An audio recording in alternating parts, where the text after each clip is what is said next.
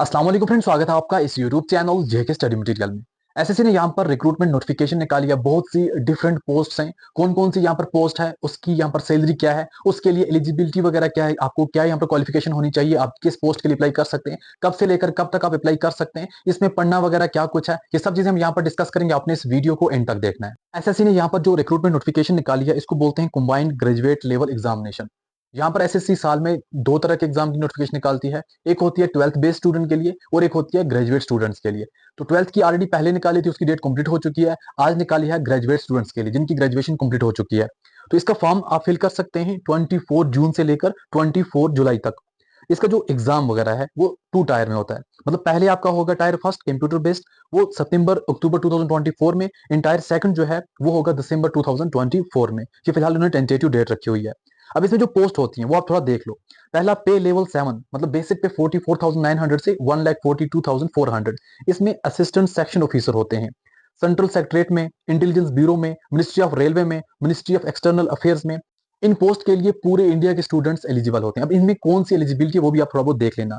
बाकी यहाँ पर असिस्टेंट सेक्शन ऑफिसर किसमें होता है, ministry of electronic and information technology में। बाकी अदर यहाँ पर मिनिस्ट्रीज में भी यहाँ पर। एंड अगर हम देखें, सब इंस्पेक्टर की पोस्ट होती है सीबीआई में। इंस्पेक्टर की पोस्ट होती है department of post, ministry of communication में। इंस्पेक्टर की पोस्ट होती है सीबीएन में। फिर उसके बाद पे लेवल 6 की 35,400 से 1,12,400। इसमें असिस्टेंट सेक्शन ऑफिसर होता है डिफरेंट मिनिस्ट्रीज में, डिफरेंट डिपार्टमेंट में। फिर एग्जीक्यूटिव असिस्टेंट होता है सीबीआईसी में, रिसर्च असिस्टेंट होता है एनएचआरसी में, डिविजनल अकाउंटेंट होता है डिफरेंट ऑफिस में। एंड सब इंस्पेक्टर होता है नेशनल इन्वेस्टिगेशन एजेंसी में, एनआईए में। एंड सब इंस्पेक्टर या फिर जूनियर इंटेलिजेंस ऑफिसर होता है एमएचए में। जूनियर स्टैटिस्टिकल ऑफिसर होता है।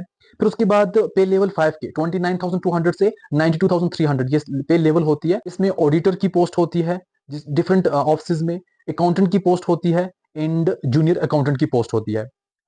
फिर पे लेवल 4 की भी यहाँ पर 25,500 से लेकर 81,100। इसमें postal assistant and sorting assistant, department of post और मिनिस्ट्री ऑफ कम्युनिकेशन में। Senior secretary assistant, upper division clerk, ये सेंट्रल गवर्नमेंट ऑफिस में होते हैं। Senior administrative assistant, tax assistant, sub inspector वगैरह होते हैं।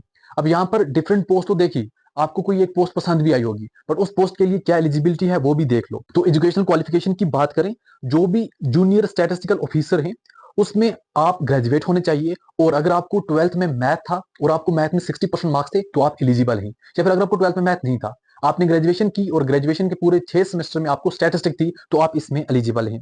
फिर स्टैटिस्टिकल इन्वेस्टिगेटर ग्रेड सेकंड वाले, उसमें अगर आप में से कोई स्टूडेंट जिसको ग्रेजुएशन में स्टैटिस्टिक था वो इसके लिए एलिजिबल है। And research assistant in national human right commission, उसमें आपकी तो ग्रेजुएशन होनी चाहिए, साथ में आपको 1 ईयर का रिसर्च जो है एक्सपीरियंस होना चाहिए। बाकी जो भी पोस्ट है उन सब के लिए सिंपल ग्रेजुएशन होनी चाहिए।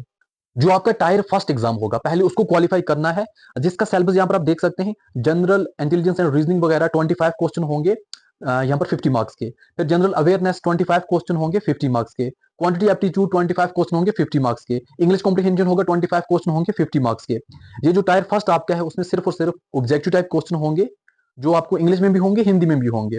फिर आपका जो भी सिस्टम है वो आप खुद ही कर सकते हैं, बट इंग्लिश में सिर्फ और सिर्फ आपको इंग्लिश में होंगे।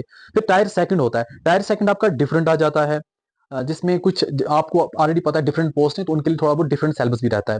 तो सिलेबस जो है वो हम अलग से डिस्कस करेंगे, किन पोस्ट के लिए क्या सिलेबस है। फिलहाल के तौर पे आपको ये चीज पता चल गई किन पोस्ट के लिए आपने अप्लाई करना है, किसके लिए आप एलिजिबल हैं। बाकी जो भी आपको इस एग्जाम के बारे में डिटेल चाहिए होगी कमेंट करके बताना, हम इस पर कंटिन्यू वीडियोस बनाते रहेंगे।